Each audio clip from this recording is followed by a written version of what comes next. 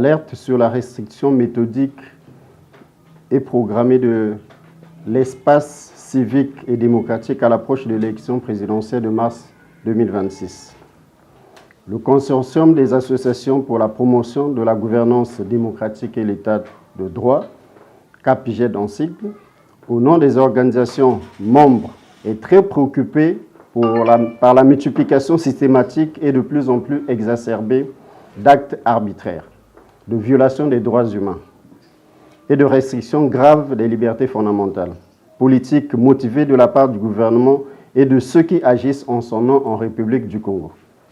En effet, à 8 mois de la prochaine élection présidentielle, pour la bonne tenue de laquelle toute l'opposition politique et la société civile indépendante exigent une amélioration préalable du dispositif institutionnel et législatif de la gouvernance électorale en vue d'un scrutin libre, démocratique et transparent.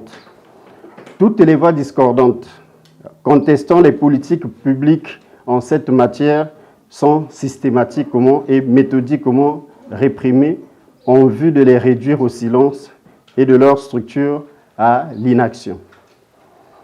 Ce n'est pas par hasard que le 30 juin 2025, que le ministère de l'Intérieur a publié un arrêté discriminatoire retirant la reconnaissance officielle à des partis politiques créés et dûment enregistrés depuis plus de 30 ans, au motif qu'ils ne seraient pas présents ou représentés dans tous les départements du pays.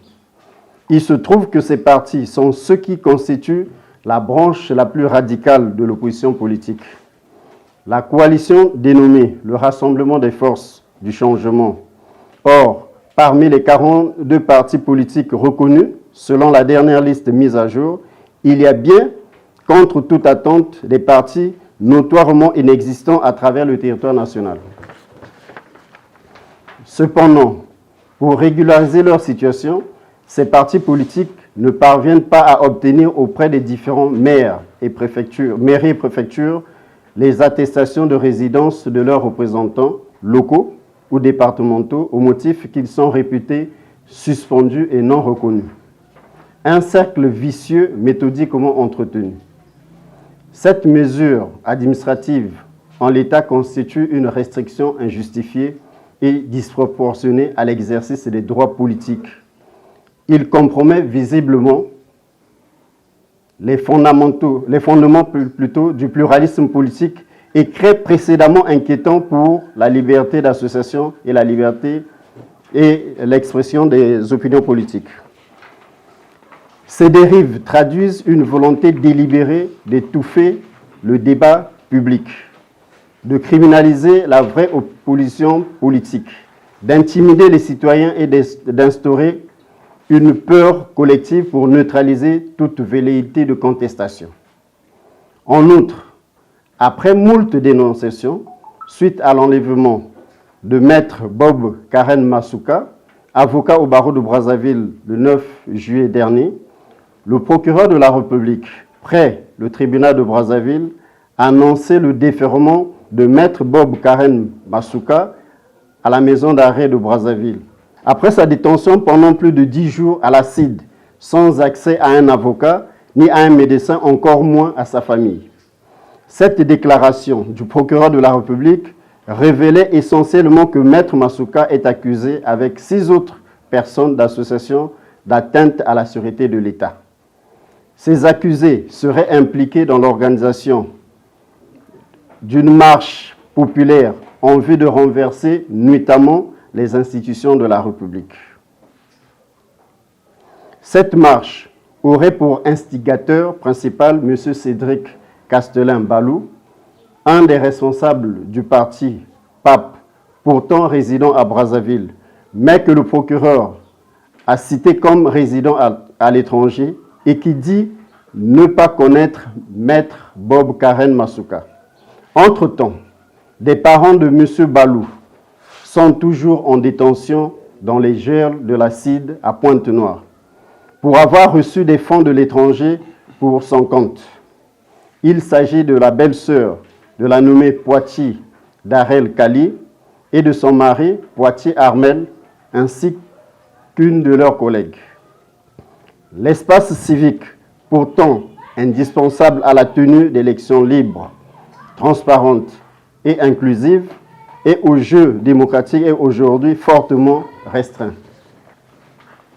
Aussi, Castelin Balou, président du parti PAP, est-il actuellement sous pression de la part des pouvoirs publics qui s'en prennent non seulement à sa personne, mais aussi aux membres de sa famille et de ses connaissances.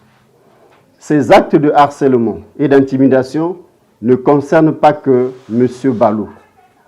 Dans le même siège, des journalistes font l'objet d'intimidation, de menaces téléphoniques. C'est le cas de Mme Rosie Piot, correspondante de France 24, qui a reçu des menaces après la publication le 7 juillet dernier de son enquête sur l'attentat oublié de l'aéroport Maya en 1982. Ces pressions exercées sur les journalistes libres illustrent une fois de plus une volonté manifeste de contrôler l'information et de museler la presse indépendante, pilier fondamental de toute la démocratie. Eu égard à tout ce qui précède, le CAPGED demande au gouvernement, à défaut de preuves tangibles et convaincantes, de relaxer Maître Karen Masuka et l'abandon de la procédure engagée contre lui, ou bien d'ouvrir dans les meilleurs délais un procès équitable, d'autant que le procureur de la République se prévaut sans preuve de la notion de flagrance pour justifier l'arrestation illégale, l'enlèvement de M. Masuka. De relaxer M. et Mme Poiti et leurs collègues, de respecter la liberté de la presse et de prendre des mesures visant à renforcer la protection des journalistes, de réintégrer les partis politiques injustement exclus du processus électoral, aux missions diplomatiques, d'exhorter le gouvernement au respect du jeu démocratique, de rappeler au gouvernement ses engagements en matière des droits humains, et enfin, mettre fin aux pratiques d'intimidation et de terreur contre les journalistes, les activistes et les acteurs politiques. Fait à Brazzaville le 26 juillet 2025, le consortium.